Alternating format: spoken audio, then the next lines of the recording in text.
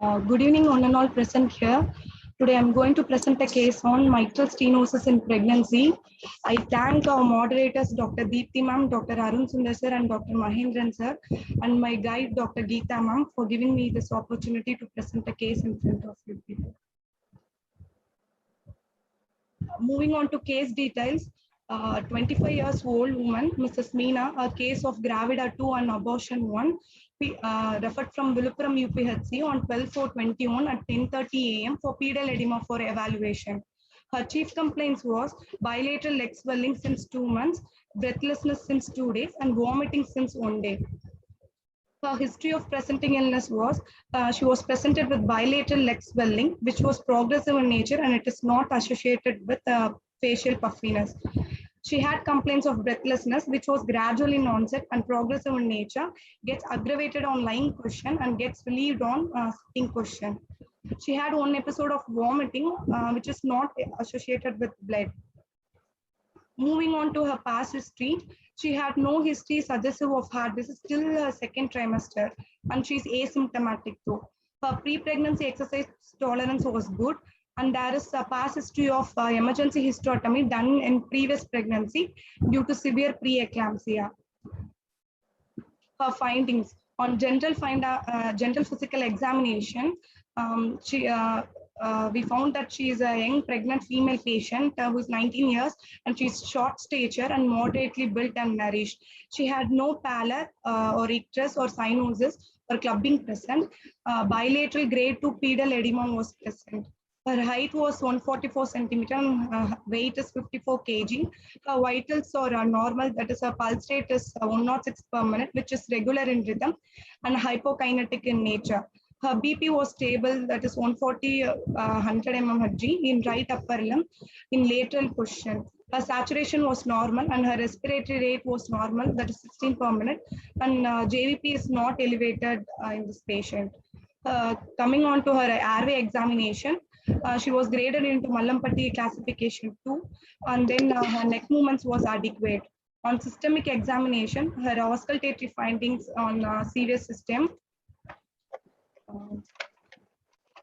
S1, S2 here, and loud S1 present, and grade 3 mid-diastolic murmur, which is present over apical region, which was best here when the patient put in left lateral position with the bell of the stethoscope. This murmur has no radiation. On respiratory system, bilateral air entry present and no added sounds. On coming to the impression, she is Gravida 2 and abortion 1, patient with 34 weeks of gestation, with no suggestive history of rheumatic fever, but it is in sinus rhythm without evidence of congestive cardiac failure.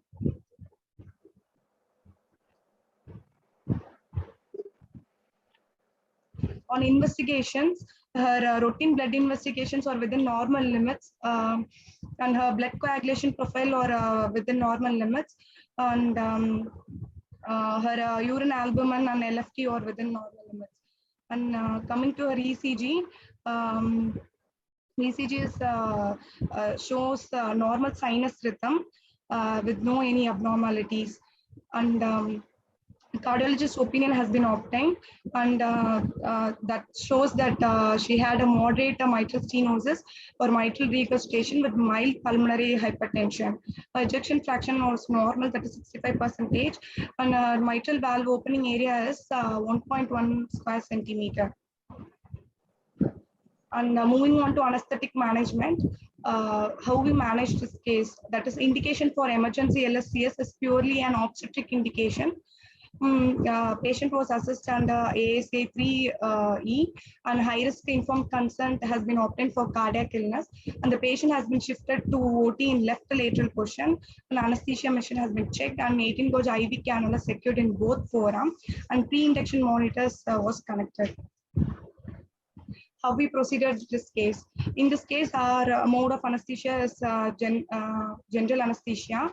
We pre-medicated the patient with injection glycopyrrolate and injection fentanyl. Of dose injection glycopyrrolate 0.2 mg and injection fentanyl 40 microgram has been given. An aspiration prophylaxis has been given 30 minutes prior to surgery. We pre-oxygenated this patient with 100% oxygen for 3 minutes at 10 liters per minute. And slow IV injection dose of injection thiopental sleeping dose has been given. And due to decreases sympathetic stress response, we have given injection Xylocod 80 mg 40 seconds before intubation. And muscle relaxant injection succinylcholine 50 mg IV has been given. And under DL scopy, patient intubated with size 7 and fixed at 19 centimeter, and bilateral air entry has been checked and it was equal on both sides. On maintenance of gas flow,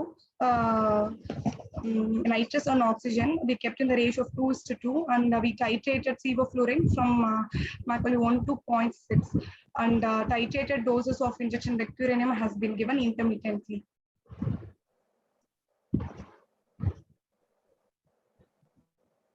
Coming to intra-op, her intra-op events are uneventful. We have given fluids of 1000 ml, and her urine output was normal with the normal levels, and intra-op was uneventful. For post-op pain management, we have given tab block of 0.25% bupivacaine, 20 ml plus with the dexamethasone on either side has been given. Coming to reversal, after patient spontaneous breathing efforts, patient has been reversed with the injection neostigmine 2 milligram and injection glycopyrrolate 0.5 milligram, and oral suctioning has been done and patient extubated. Post-op vitals was stable and post-extubation was normal.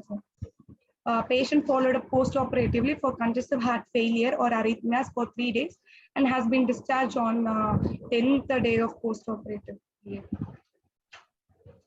Coming to the proper topic, first to see with the mitral valve anatomy, understanding the anatomy and physiology of all the component of mitral valve is important for diagnosis and for optimal planning for management. First, coming to mitral valve, it has 6 important structures. It consists of left atrial valve and left ventricular valve, and then the mitral annulus, an anterior leaflet, and then the posterior leaflet, and coming to commissures, anterolateral commissure, and then the posterolateral commissure, chorda tendina, and papillary muscle. The area of the normal area of mitral valve is 4 to 6 square centimeter, and coming to mitral annulus, it is the tissue intersection between the left atrium, ventricle, and then the leaflets. The anterior portion is always strongly anchored to the aortic valve cusp, and then the posterior part will be always free because of its mobility.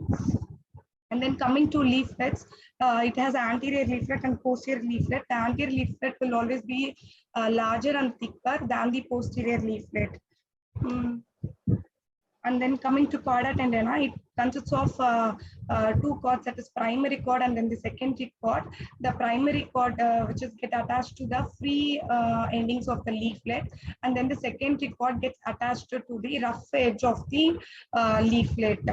The chorda tendina is composed of collagen and then the elastin fibers. And then coming to papillary muscle, we are having lateral and medial papillary muscle. Coming to the causes of mitral stenosis, the most common cause of mitral stenosis is rheumatic heart disease, and the second most common cause is congenital heart disease. The epidemiology incidence of cases is 5.4 per 1,000 in 1995, and it has been decreased to 0.5 to 0.4 per 0.62 per 1,000 population. The most common cause is rheumatic heart disease. Then other causes are connective tissue disorders such as rheumatoid arthritis or systemic lupus erythematosus, or else mucopolysaccharidosis such as Hurler's syndrome, Hunter's syndrome, and the drugs like methisergide. And Lutem-Bach's syndrome, when the mitral stenosis is associated with atrial septal defect, it is known as Lutem-Bach's syndrome. Coming to pathology, mitral stenosis is usually acquired through a rheumatic heart disease where there is chronic inflammation of the mitral valve. which leads into the progressive and diffuse fibrous thickening of the leaflets and development of the valvular calcification. Eventually, the commissure gets fused and then the fusion of chorda tendon occurs, leading to the immobilization of the mitral valve, which shows the funnel-shaped fish mouth. In turn, which affects the flow of the blood, resulting in thromboembolic phenomenon. Coming to pathophysiology, we can be classified it into early stage and late stage. Early stage, normal area of the mitral valve is 4 to 6 centimeters square, but when it gets decreased in size, there will be increased transmitral pressure gradient. Due to increase in transmitral pressure gradient, there will be increase in left atrial pressure, and then the increased left atrial pressure, which in turn transmit the pressure into the pulmonary vein, that causes increased pulmonary vein pressure. So when there is an increased pulmonary vein pressure, there will be resulting in decrease oncotic pressure and increased hydrostatic pressure within the vessels, and which results in the transudation of the fluid into the pulmonary interstitial space. That in turn reduces the pulmonary complaints, and hence the patient gets complaints of dyspnea. In early stage, there will be the adaptation mechanism, that is in mitral stenosis, first there will be diastolic phase will get affected, that is early diastolic filling phase will get affected because 20% of blood flows through early diastolic phase. So when it get affected, there will be decrease in left ventricular end diastolic pressure and left ventricular end diastolic volume. So in order to adapt this mechanism, there will be atrial kick in which 30% of blood gets into the ventricle. So because of the atrial kick, the patient may complain of palpitation. Coming to later stage, when the first of all, when only the pressure gets transmitted into the pulmonary vein, it will be reversible. But when it undergoes the adaptation mechanism, that is within the pulmonary arterioles, there will be intimal hypertrophy, which in turn results in pulmonary hypertension. That then it will be in irreversible stage.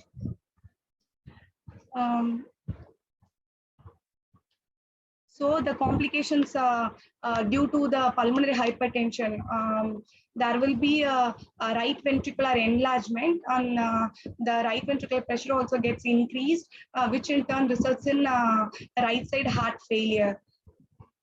So, in compiling this, due to mitral stenosis, there will be increased left atrial pressure, which in turn causes a pulmonary congestion, and which in turn results in right ventricular failure, that is congestive cardiac failure. And then coming to the left side of the heart, there will be impaired filling of left ventricle, which in turn results in reduced left ventricular end diastolic volume and left ventricular end diastolic pressure, which in turn causes reduced stroke volume. And symptoms initially occurs during exercise, and later even address the patient complaints of dyspnea. So I have given here the signs of right heart failure and signs of left heart failure. The patient may be symptomatic only when the 50% of the valve area gets stenosed, so that the patient may present the symptoms only in later stages. Clinical findings: the patient may present with mitral phases, that is cyanotic reds and congested cheeks for telangiectasia and pallor around. This is due to the decreased cardiac output, and then the due to venous stasis. The patient will be having the malar flushes, and then the malar prominence will present. Coming on to the symptoms and signs. Earliest symptom, first the patient will come with the symptoms of dyspnea, that is due to the pulmonary congestion. The patient may present with a hemoptysis. The hemoptysis is due to the bronchial vein rupture because the bronchial veins will be more resistant, so they are more prone to rupture than the pulmonary veins. Because coming to pulmonary veins, they will be more complaints in nature. Then the patient may complain of edema. This is due to the increased hydrostatic pressure of the systemic veins. Coming to the signs, first to deal with signs, on general examination, her pulse will be in low volume pulse, that is hypokinetic in nature, which will be in regular rhythm in mitral stenosis. But when the complication occurs, that is when left atrial enlargement occurs, left atrial enlargement will more prone for atrial fibrillation, then it will causes irregular rhythm. So in mitral stenosis, without complication, the pulse may be irregular, and with complication, that is atrial fibrillation, the pulse may be irregular in rhythm. And then coming to jugular venous pulse, that is JVP. In mitral stenosis, when the patient is presented with right-sided heart failure, then JVP may be elevated. In her JVP, that is V wave will be more prominent. Prominent V wave is present due to the right ventricular failure, or else A wave gets increased in case of atrial fibrillation. So this will be the finding in JVP. So in atrial fibrillation, there will be increased A wave, and then the in right ventricular failure, there will be prominent V wave. And then coming to the signs of during examination, that is cardiovascular system examination, apical beat. Her apical beat is normal because left ventricle is spared, all is spared in mitral stenosis. And coming to heart sounds, in mitral stenosis, we can hear a loud S1. Loud S1 is here due to the wide closing of the mitral leaflet. But when the valve gets calcified, or when it gets associated with mitral stenosis, we will not be able to hear the loud S1. Then coming on to the additional sounds, that is opening snap is heard in mitral stenosis. The opening snap is due to the sudden tensing of the valve leaflet after they have completed their opening exertion. That is, when there is increased left atrial pressure, the mitral valve opening will be early. So with this opening snap, we can grade the severity of the mitral stenosis. That is, when the opening snap, when the distance between the time between the S2 and the opening snap gets reduced, then the severity is more in case of mitral stenosis. So S2 and the opening snap gap is inversely proportional to the severity of mitral stenosis.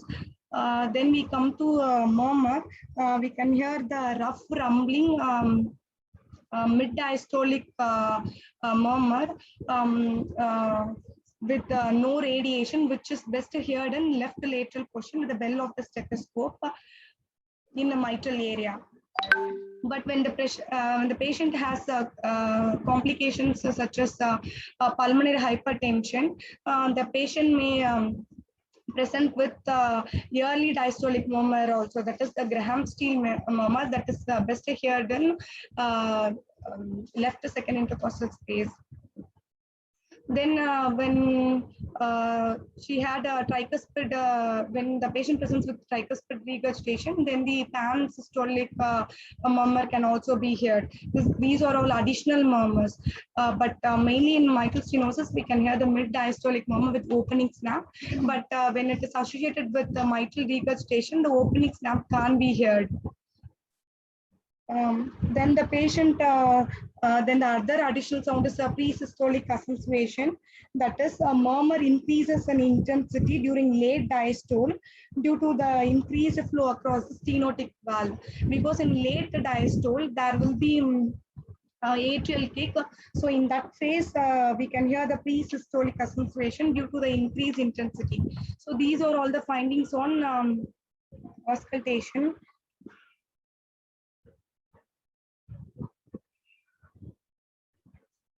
Coming to the diagnostic findings, that is coming to chest X-ray, there will be a left atrial enlargement in chest X-ray.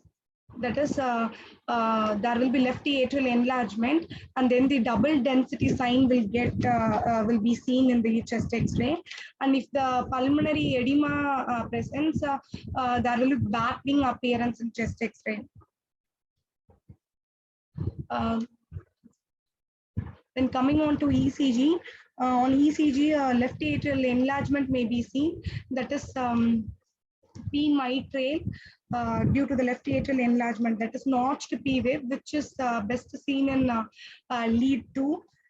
And then, in case of atrial fibrillation, when the complication persists, then there will be fibrillary waves, and then the absent P wave will be present. When the patient goes for right heart failure, then there will be right ventricular enlargement. That is tall R wave in V1 will be present.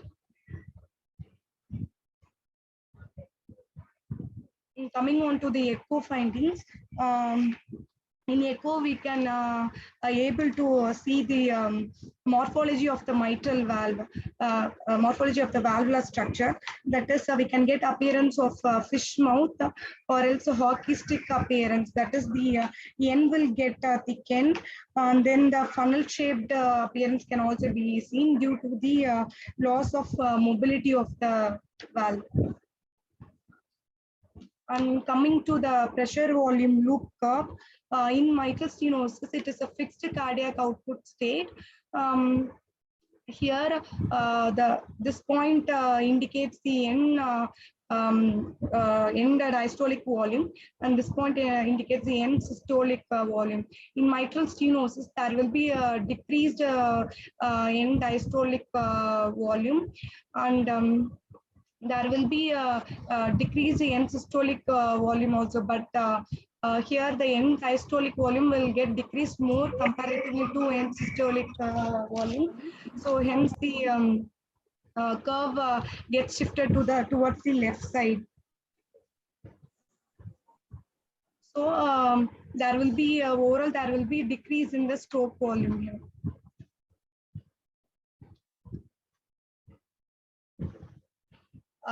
Evaluation, that is a risk predication. There are many risk predictors, that is a Karpag risk predictors and modified WHO classification.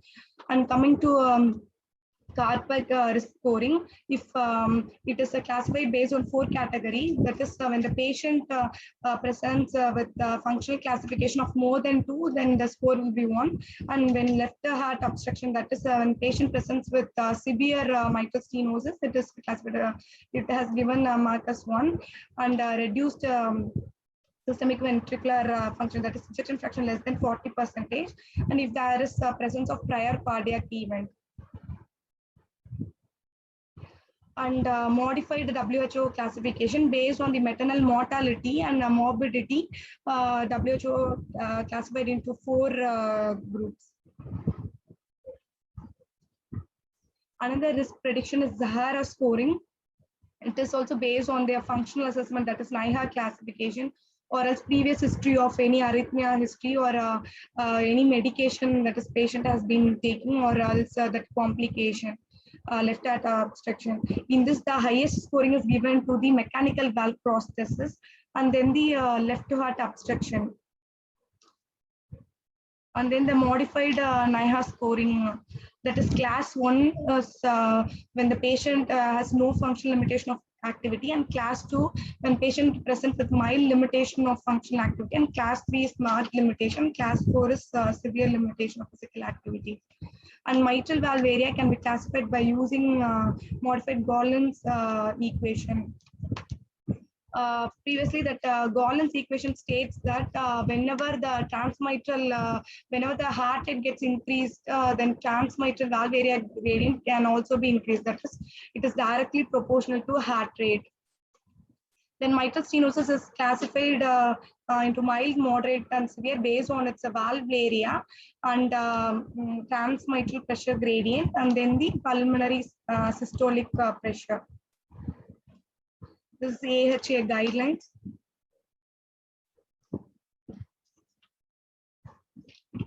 Cardiac grid in mitral stenosis is, first of all, we have to maintain the sinus rhythm, and we have to treat the atrial fibrillation.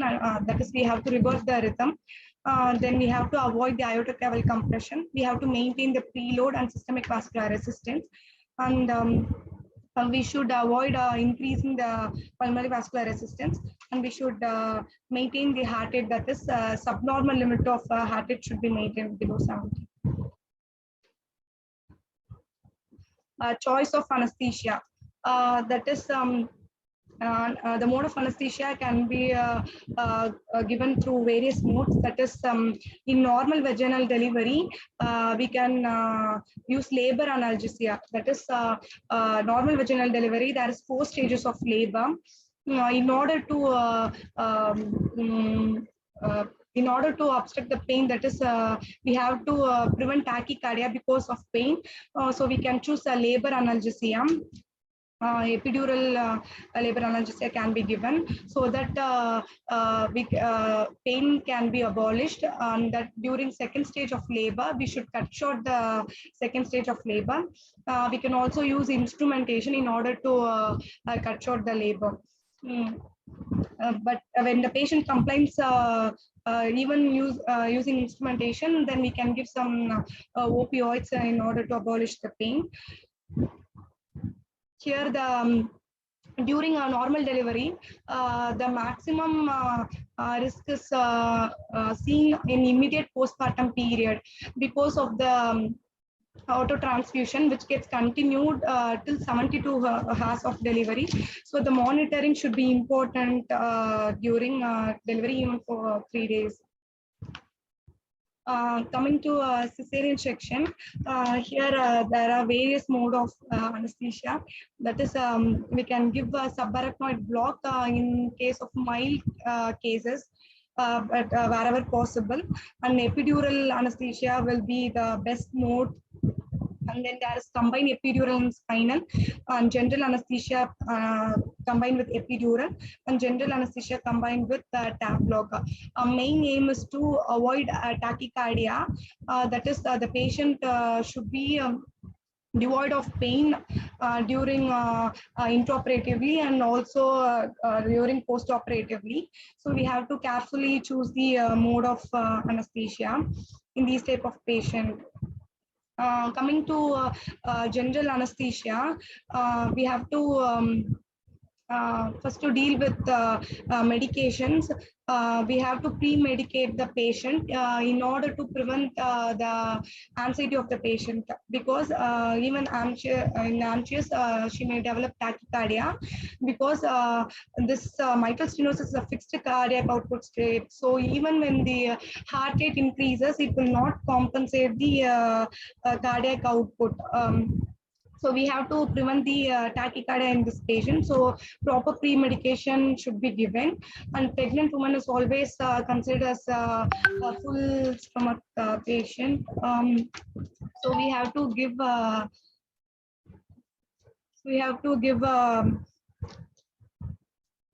aspiration prophylaxis 30 minutes prior to surgery. And while choosing the induction agent, we have to carefully choose the induction agent. Always the etomidape will be the drug of choice, but in this case we have used thiopentone, which can also be used. Propofol, we should avoid propofol since it causes hypotension. Then ketamine, which can increases the sympathetic response, that is, it increases the heart rate. So we should avoid using ketamine. And coming to the muscle relaxant, we should select muscle relaxant cautiously. That is, we should use muscle relaxant like vecuronium, which will not have any histamine releasing property, and it will be cardiac stable agent. And we should avoid histamine releasing property like rocuronium, and then atracurium, citracurium, and nivacurium. And then succinylcholine. Succinylcholine can be used. Then while coming to the vaporizer, desflurane, sevoflurane, and isoflurane can be used. Halothane should be avoided, and then the nitrous oxide should be avoided because it increases the pulmonary vascular resistance. And atropine, we should avoid anticholinergics like atropine and glycopyrrolate because it will cause tachycardia. So main anesthetic considerations in this patient is mainly to avoid the heart rate, and we should maintain the sinus rhythm. We should prevent the fall in systemic vascular resistance. We should maintain the preload, and mainly we should avoid hypoxia in this patient, hypercarbia, and acidosis and pain in this patient, because hypoxia will cause pulmonary vascular constriction, which will aggravate the patient symptoms. And IV fluids during intraoperatively, it should be used judiciously, because we should avoid preloading the patient because it may aggravate the pulmonary edema. The patient will go for cardiac failure.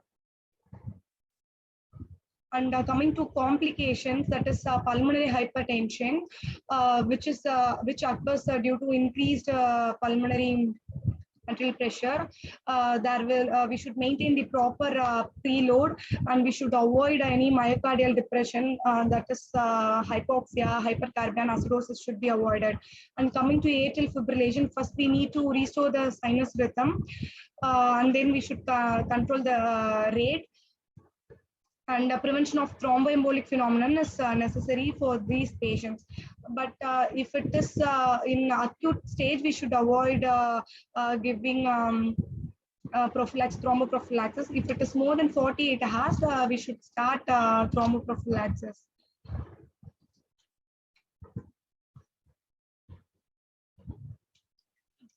Goals is to avoid pain, avoid hypoxia, and avoid acidosis.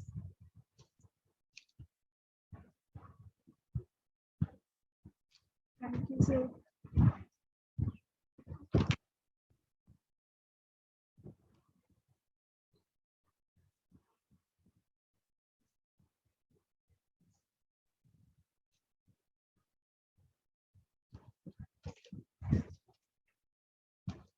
Hello, sir.